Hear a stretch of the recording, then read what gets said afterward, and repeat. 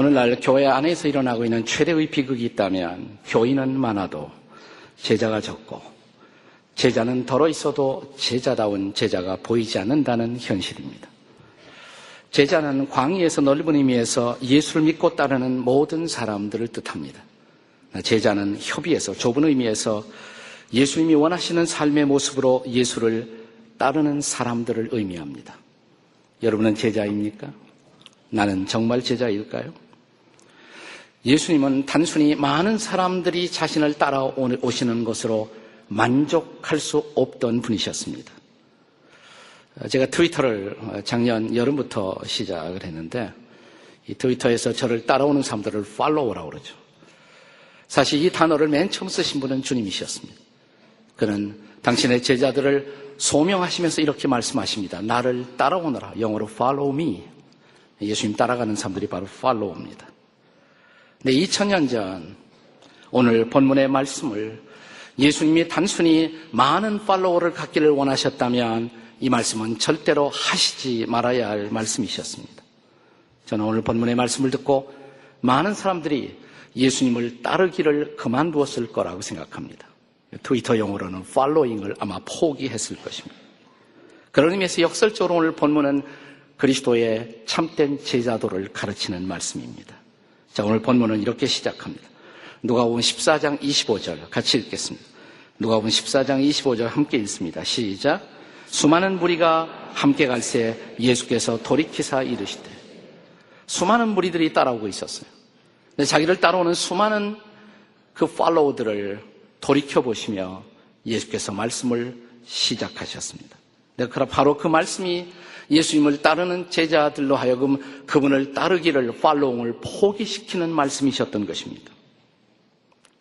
제가 트위터를 시작한 단순한 동기는 이것이었습니다. 이 소통의 도구를 통해서 우리 교회 많은 성도들과 더불어 날마다 말씀 묵상을 했으면 좋겠다. 그래서 지나간 8월 이후 하루도 빼놓지 않고 전 매일 아침 말씀 묵상하는 다음에 140자로 요약해서 이 트위터에 말씀 묵상을 매일 올려왔습니다. 근데 저도 트위터를 하다 보니까 욕심이 생기더라고요. 기왕이면 더 많은 사람들이 내 팔로워가 되었으면 좋겠다. 실제로 이 트위터를 사용하는 사람들 가운데 더 많은 팔로워들을 갖기 위해서 여러 가지 전략들을 구사하는 것을 볼 수가 있습니다. 무슨 선팔하기, 무조건 맞팔하기, 똑 따라오면서 자기도 맞팔해달라고 사람들이 그러더라고요. 또 빵 터지는 유머 트윗 날리기, 뭐 이런 것도 있어요. 무림의 고수 없기. 그러니까 많은 사람들을 팔로우로 갖고 있는 사람을 따르다 보면 자기도 상당한 팔로워가 생길 가능성이 있거든요. 제가 보니까 우리가 잘 아는 김재동이가 이분이 한 번 딱 트위터를 한 번 트윗 글을 날렸는데 10,000명의 팔로워가 생겼대요. 10,000명의 팔로워가. 근데 이 김재동 씨의 친구 윤도연이 별로 팔로워가 없는 것을 보고서 그를 지원하기 위한 트윗 글을 올렸습니다. 이런 글이 올라왔더라고요. 도현영, 팔로워가 없다고 울고 있어요. 바보같이 찌질하긴. 여러분이 팔로우 해주세요. 제발. 안 됐잖아요. 뭐 이런 글을 올린 것을 봤습니다. 근데 예수님은 오늘 본문에서 이 팔로워들의 팔로잉을 포기시키는 말씀을 주시고 있습니다. 한번 읽어보실까요? 누가복음 14장 26절입니다. 같이 읽겠습니다. 시작. 무릇 내게 오는 자가 자기 부모와 처자와 형제와 자매와 더욱이 자기 목숨까지 미워하지 아니하면 내 제자가 되지 못하리라. 자, 이 말씀을 받고 틀림없이 많은 팔로워들이 포기했을 거란 말이죠. 그러나 주님의 말씀은 계속됩니다. 이어지는 말씀 14장 27절을 같이 읽겠습니다. 14장 27절 시작. 누구든지 자기 십자가를 지고 나를 따르지 않는 자도 능히 제자가 되지 못하리라. 로마 통치 아래 예수님이 계시던 그 당시에 십자가는 최고의 가장 극형의 사형의 도구였습니다. 예수께서 이렇게 말씀하십니다. 자기 십자가를 지고 나를 따르지 않는 자는 내 제자가 될 수가 없다고. 근데 거기서 끝나지 않습니다. 결정적으로 자기 팔로워들을 낙심시키는 트윗을 이제 예수님이 이렇게 날리십니다. 자, 33절입니다. 다 같이 읽겠습니다. 시작. 이와 같이 너희 중에 누구든지 자기의 모든 소유를 버리지 아니하면 내 제자가 되지 못하리라. 이것이 바로 본문입니다. 매우 이 본문은 정말 따라오기가 힘든 말씀이죠. 저는 이 본문의 이 말씀의 결론 부분에 대해서 이 말씀의 진정한 의도를 같이 나누게 되겠습니다만은 소극적으로 모든 것을 포기하라. 이 말씀을 적극적으로 바꿀 수가 있다면 그것은 온전한 드림이라고 할 수가 있습니다. 자, 여기 제자도의 핵심이 있습니다. 온전한 드림인 것입니다. 자, 예수 그리스도의 제자로서 온전한 드림의 삶을 살기 위해서 그렇다면 여러분에게 저에게 필요한 제자의 결단은 무엇이어야 할까요? 첫째로 그것은 모든 것이 하나님의 것이라는 인식의 필요입니다. 사실 교회 다니는 그리스도인들이라면 그래, 내 모든 것은 하나님이 주신 것이지, 이 모든 것은 하나님의 것이라는 어떤 보편적 인식은 상당히 공유되어 있을 것입니다. 근데 문제는 뭐냐면 모든 것을 하나님의 것으로 믿고 살아가는 삶이 우리에게 부족하다는 것입니다. 제가 얼마 전에 이 트윗에서 오늘 우리 시대에 큰 영향을 끼치는 릭 워렌 목사님의 메시지가 올라왔는데 아주 좋더라고요. 제가 한글로 번역해서 그것을 올렸더니 굉장히 많이 리트윗이 되었습니다. 이런 내용이었습니다. 이렇게 시작합니다. 지식 그 자체가 힘은 아니다. 우리는 지식은 힘이다 이러고 살아왔잖아요. 근데 지식 그 자체가 힘이 아니라 적용된 지식만이 힘이다. 행동으로 인도하지 못하고 논쟁으로 그치는 지식은 거짓된 지식이다. 자, 우리가 모든 것이 하나님의 것이라는 인식 혹은 지식은 갖고 있지만 그렇게 살고 있느냐는 것입니다. 살 수 없다면 그 지식은 정말 우리를 진리로 인도하는 지식은 될 수가 없다는 것입니다. 그렇다면 모든 것이 하나님의 것이다. 머리로 알고 또 입술로도 고백할지 모르지만 그러나 이 관념을 방해하는 혹은 제자의 도리를 방해하는 가장 중대한 다른 지식이 있다면 어떤 지식일까요? 우리가 입으로는 모든 것은 하나님의 것이야 말하지만 마음속으로는 그게 내 거지. 모든 것은 내 거지. 이렇게 말하면서 살고 있지 않습니까? 자, 바로 이런 잘못된 허위로운 의식의 정체를 주께서 깨트리기 위해서 교정하게 주셨던 비유 가운데 누가복음 12장에 보시면 어리석은 부자의 비유가 있습니다. 어떤 농사를 짓는 부자가 봄에 씨앗을 뿌렸습니다. 농사가 굉장히 잘 될 것 같은 그런 징조가 보이자 그는 이제 현재 가지고 있는 곡간에 이 곡식을 다 추수하기는 어려울 것이다. 곡간 확장 플래닝 계획에 착수합니다. 그리고 넓혀지는 곡간을 바라보면서 그는 이런 독백을 합니다. 자, 누가복음 12장 17절이야 19절의 말씀이에요. 우리 같이 한번 읽겠습니다. 다 같이 시작. 심중에 생각하여 이르되 내가 곡식 쌓아둘 것이 없으니 어찌할까 하고 또 이르되 내가 이렇게 하리라. 내 곡간을 헐고 더 크게 짓고 내 모든 곡식과 물건을 거기 쌓아두리라. 또 내가 내 영혼에게 이르되 내 영혼아 여러 해 쓸 물건을 많이 쌓아두었으니 평안히 쉬고 먹고 마시고 즐거워하자. 이 짤막한 독백 속에 계속적으로 강조되는 반복되는 단어가 있죠. 무슨 단어입니까? 내 거란 단어죠. 내 거. 잘 들어보시면 굉장히 재미있는 대목입니다. 자, 다시 한번 읽어봐요. 심중에 생각하여 이르되 내가, 이 부자가 하는 소리예요. 독백입니다. 내가 이렇게 하리라. 내 모든 곡식과 내 물건을 거기 쌓아두리라. 내가 내 영혼에게 이르되 무슨 단어가 나와요? 계속 내 곡식, 내 곡간, 내 물건, 심지어는 내 목숨, 내 영혼이라고 말합니다. 자, 이렇게 독백하고 있는 이 부자 농부를 하나님이 찾아오십니다. 그 밤이 부자의 마지막 밤이었습니다. 그 밤에 하나님은 어떻게 말씀하십니까? 누가복음 12장 20절이에요. 다 같이 읽습니다. 시작. 하나님은 이르시되 어리석은 자여 오늘 밤에 내 영혼을 도로 찾으리니 그러면 내 준비한 것이 누구의 것이 되겠느냐. 아마 이 사람이 오늘 우리 시대에 살았다면 우리 모두에게 성공한 사람으로 선망의 대상이 되었을 것입니다. 남이 놀고 있는 시간에도 그는 열심히 일했고 농사를 성공시키기 위한 연구에 골몰했고 드디어 그의 예상은 적중했고 그는 많은 수확을 거두었습니다. 그는 성공한 사람이었습니다. 그런데 하나님은 이렇게 말씀하십니다. 어리석은 자예요. 왜 어리석었어요?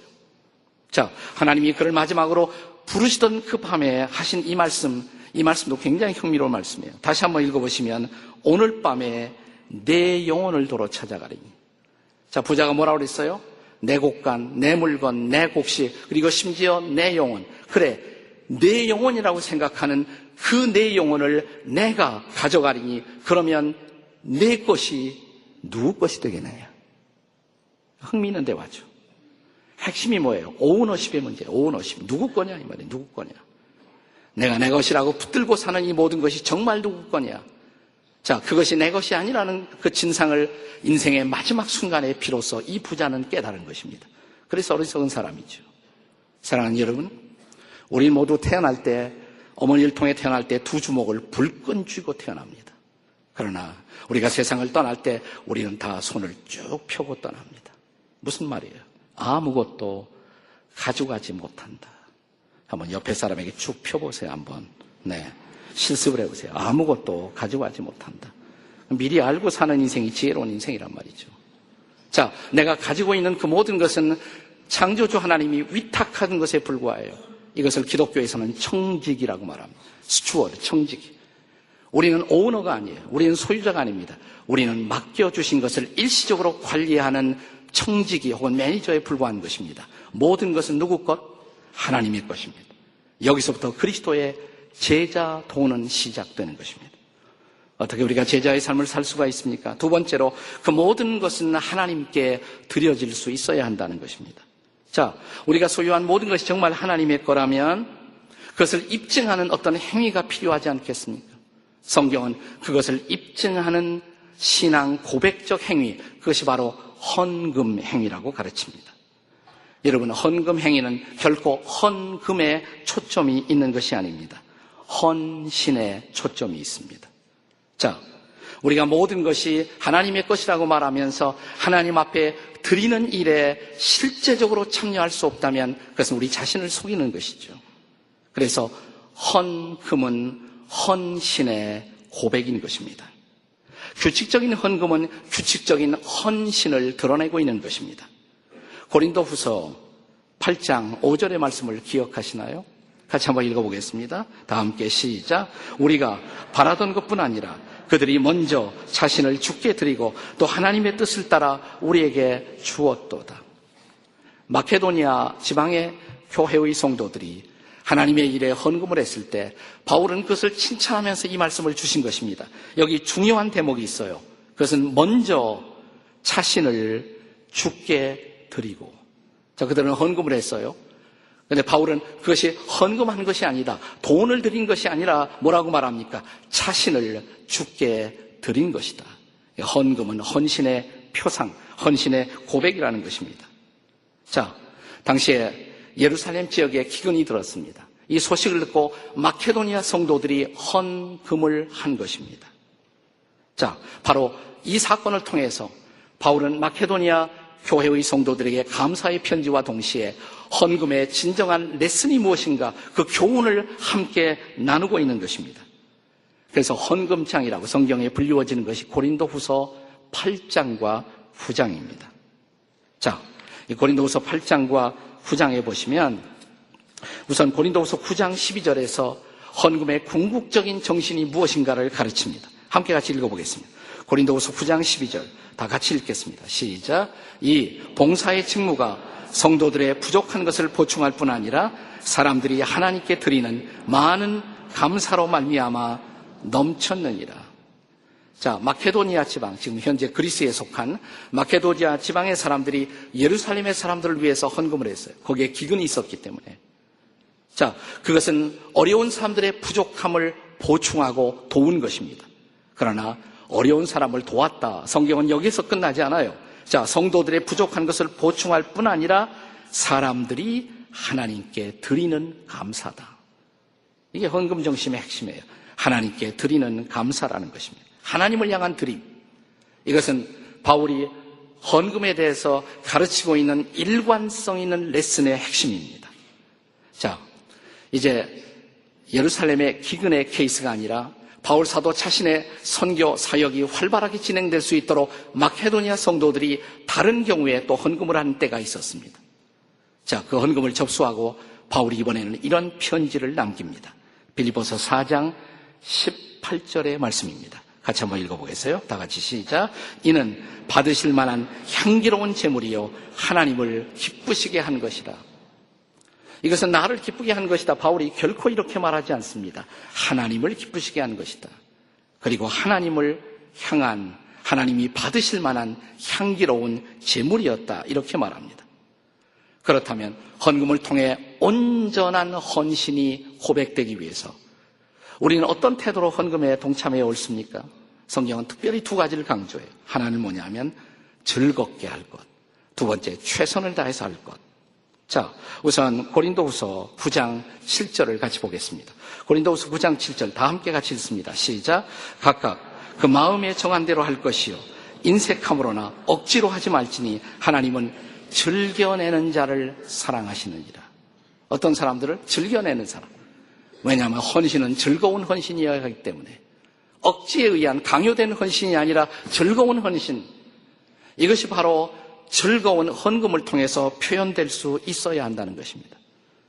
그래서 헌금 연보가 오니까 하는 거, 저희 이런 폐단을 극복하기 위해서 저희 교회는 돌리지 않잖아요. 저 뒤에 자유롭게 하라고. 즐겁게 할 수가 있어야 한다. 즐겁게. 스스로 할 수가 있어야 한다. 그러나 동시에 그것은 최선을 다한 드림이어야 합니다.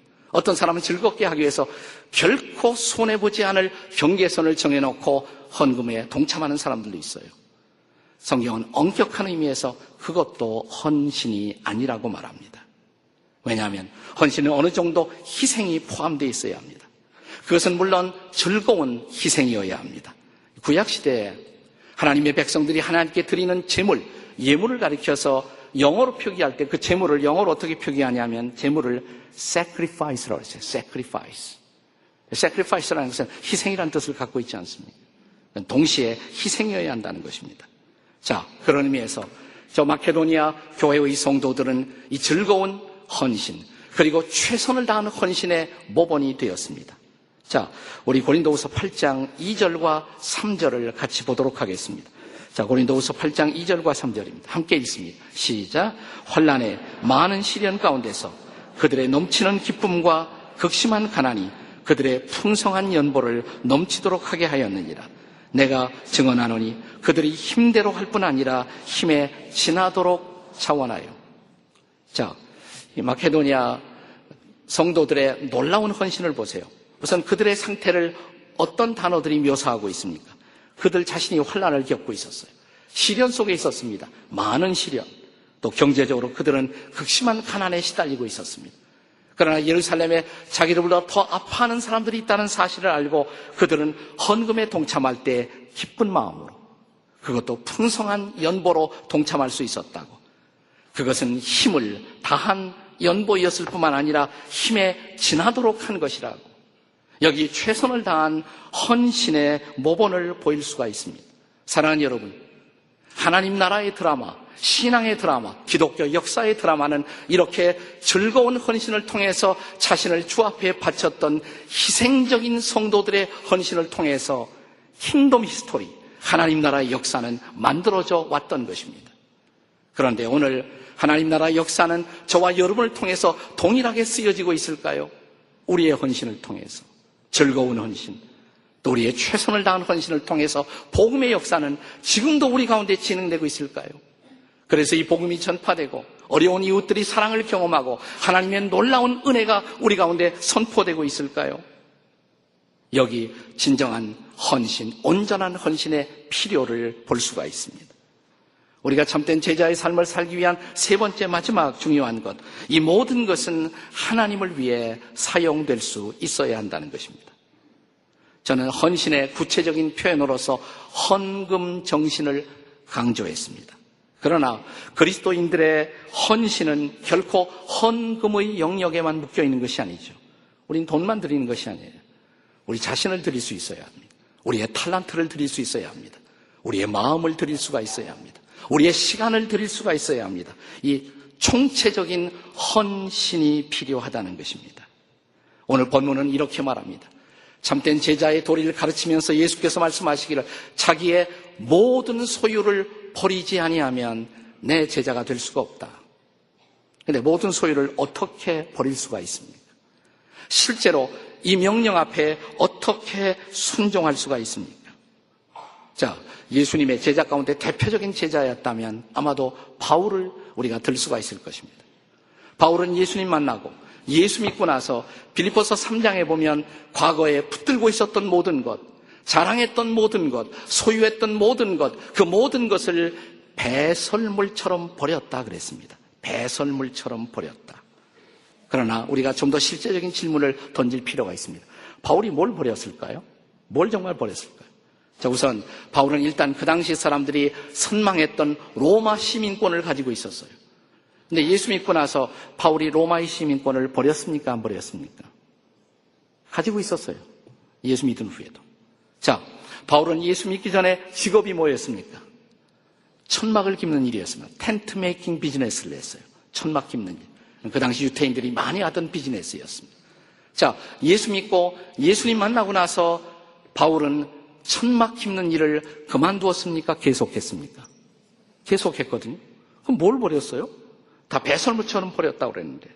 자, 그렇다면 우리가 바울 사도를 초청해 놓고 한번 인터뷰를 한다고 가정을 해보십시다. 사도님, 바울 형님, 저는 이렇게 부르고 싶은데 정말 예수 믿고 나서 분토처럼 배설물처럼 모든 것을 버리셨다고 고백했습니다. 근데 뭘 버리셨습니까?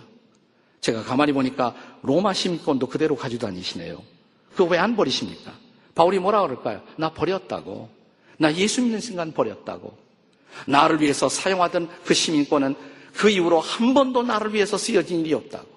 오직 복음을 위해서, 오직 하나님의 나라를 위해서만 쓰여지고 있다고. 나는 이미 버렸다고.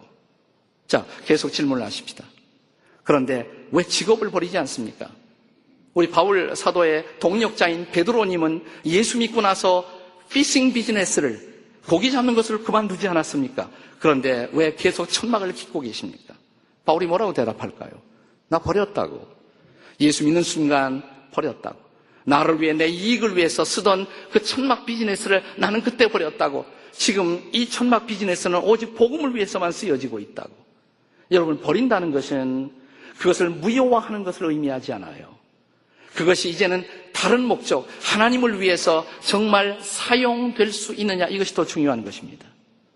바울은 당시에 유대인 가운데 최고의 철학자였던 가말리엘이라는 문화에 들어가서 율법을 배우고 철학을 배웠던 사람이었습니다. 바울은 이렇게 말합니다. 나는 이 모든 지식도 버렸다. 그리스도를 아는 지식이 가장 고상하기 때문에 나는 이 모든 지식을 포기했다. 정말 바울이 그 지식을 포기했을까요? 로마서를 읽어보세요. 로마서. 바울의 편지를 읽어보세요. 바울의 놀라운 로직, 그 논리적인 귀결, 그 논리의 전개, 바울의 탁월한 사상의 전개를 볼 수가 있습니다. 그렇다면 바울이요, 당신은 어떤 지식을 버렸습니까? 바울이 이렇게 나 버렸다고. 나는 예수님 만난 후에 한 번도 그 지식이 나를 쇼업하기 위해서, 나를 과장하고 나를 드러내기 위해서 쓰여진 일이 없다고. 이제 이것은 복음을 위해서만 쓰여지고 있다고. 그것이 온전한 버림의 의미인 것입니다. 그러니까 포기는 하나님을 향한 드림을 뜻하는 것입니다. 비록 우리의 시간뿐만이 아니라 우리의 재능, 탤런트, 우리의 존재, 이 모든 것이 정말 하나님을 향해서 사용되고 계십니까? 1922년 봄에 마우디 쉐아라는 목사님 사모님이 계셨습니다. 목사님이 세상을 떠나간 후에 자기 아들을 기르면서 그 아들이 정말 하나님의 뜻대로 아버지의 발자취를 따라주었으면 좋겠다. 근데 자기 기대처럼 아들이 자라주질 않아요. 이 사모님이 마음속에 늘 부담이 있었어요. 어느 날 이 사모님이 시 하나를 발견했습니다. 밀러라는 한 부인이 썼던 아름다운 신앙의 시를 읽다가 그것이 막 감동되기 시작했어요. 야, 이 시 너무 좋다. 우리 아들에게 이 시를 읽어주었으면 좋겠다. 그 시를 가지고 왔어요. 그리고 정성을 다해서 그 시를 카피하고 베꼈습니다. 근데 이 아들이 음악의 재능이 좋았어요. 피아노도 잘 치고 작곡도 하고. 아들이 늘 피아노를 치는데 그 피아노 건반 위에 자기가 발견한 신앙시, 이 시를 잘 써갖고서 그 건반 위에 딱 시를 놨어요. 아들이 돌아서 이제 그 시를 보게 됩니다. 읽습니다. 근데 그 시가 막 감동이 되는 거예요, 이 아들이. 한참 이 시를 뚫어지게 쳐다보고 있다가 건반을 두들겨 봅니다. 음악을 만들어요, 그 시에다가. 그러면서 오선지 옆에 작곡을 하기 시작합니다. 그 시를 가지고 작곡으로 옮기기 시작했어요. 그리고 그 가사는 그 곡은 자기 마음속에 놀라운 감동으로 계속 밀려옵니다. 우리가 사랑하는 위대한 한 찬송이 태어나는 그런 순간이었어요. 바로 그 무렵 당시 시카고의 가장 커다란 방송국이었던 MBC 방송국에서 이분에게 전속 계약을 체결하자. 당신의 저음의 바리톤, 그 매력적인 그 노래, 당신 우리 방송국의 전속 가수로 체결을 하자고. 이렇게 사인을 하면 굉장한 이익이 있는데 이 파격적인 계약 조건을 받고도 그가 얼른 쓰지 못합니다. 왜냐하면 그가 읽었던 시, 작곡했던 찬양이 계속 그 마음속에 다가오기 때문에. 네, 바로 그 무렵. 그래서 어떻게 하나 내가 사인을 할까 말까. 그 무렵 자기가 초청하지 않은 어떤 한 사람이 어느 날 갑자기 문을 두드리고 왔어요. 문을 탁 열고 오는 거세요. 문을 열어봤더니 키가 큰 사람인데 멋지게 생긴 아주 미남 청년이 한 사람 와서 문을 두들기더래요. 나중에 알고 보니까 자기보다 10살 아래예요. 자기는 31살이었고 21살 된 젊은 청년이 오더니 나는 당신의 노래를 들은 적이 있습니다. 당신은 그 목소리를 하나님께 바쳐야 합니다. 나와 함께 제가 다니면서 말씀을 전할 때 함께 찬양으로 주님을 섬기면 어떻겠습니까? 그 자리에서 대답을 못했어요.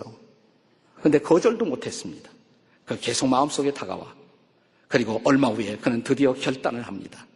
그는 자기가 작곡했던 그 찬송을 부르면서 하나님 이 목소리를 주께 드리겠습니다. 그리고 나에게 요청했던 그 젊은이와 함께 복음을 전하겠습니다.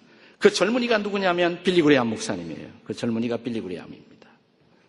그리고 이분이 빌리 그레이엄과 평생을 통해서 동역했던 분. 빌리 그레이엄 목사님이 설교 직전에 항상 이분의 찬양이 나옵니다. 한국에 오실 때도 그렇게 했어요. 주 예수보다도 귀한 것은 없네. I'd rather have Jesus than silver or gold. 어떤 금은보다도 주 예수보다 더 귀한 것은 없네. 찬양을 한번 들어보시죠. 직접. I'd rather have Jesus than silver or gold. I'd rather be His and have riches untold. I'd rather have Jesus than houses or lands. I'd rather be led by His nail-pierced hand. I'd rather have Jesus than men's applause. I'd rather be faithful to His dear cause. 이 조지 베버리 쉐어가 금년에 102살입니다. 아직도 찬양을 부르고 있어요. 102살에. 아직도 찬양을 부르고 있어요. 31살부터 102살까지 그는 빌리 그레이엄 목사님과 동역하면서 전 세계 22억의 인구 앞에 찬양을 불렀고 그는 70개의 앨범을 발간했고 10번에 걸쳐서 세계적인 음악상을 수상했습니다. 바로 지난주에 발표된 건데 2월 12일 앞으로 엿새 후에 그는 아주 위대한 음악상 중에 하나인 그래미상을 받는 사람으로 선정이 되었습니다. 바로 며칠 전에 기자하고 인터뷰가 있었어요. 이 상을, 그래미상을 10번째로 이 대상을 수상받는 소감이 어떠십니까? 조지 베버리 쉐어가 이렇게 대답했습니다. I'd rather have Jesus. 예수보다 더 귀한 것은 없습니다. 상보다 예수님이 귀하죠. 평생 주 앞에 자기의 목소리를 드리고 인생을 들여서 쓰임을 받아 하나님의 나라를 이 땅에 오게 하는 일에 쓰임을 받았던 한 사람. 여기서 우리는 온전한 헌신의 표상을 봅니다. 오늘 여러분의 존재, 여러분의 탤런트, 여러분의 재능, 여러분의 소유 어떻게 쓰여지고 있습니까? 한평생 욕심에 매달리다가 끝날 인생입니까? 한평생 명예에 매달리다가 끝나갈 인생입니까? 여기 베버리 쉐어의 고백을 들어보십시오. 주 예수보다도 귀한 것은 없네. 이 세상 부귀와 바꿀 수 없네. 영죽을 내 대신 돌아가신 그 놀라운 사랑 잊지 못해. 세상 즐거움 다 버리고 세상 자랑 다 버렸네. 주 예수보다 귀한 것은 없네. 오늘 여러분의 고백은 무엇입니까? 기도하시겠습니다.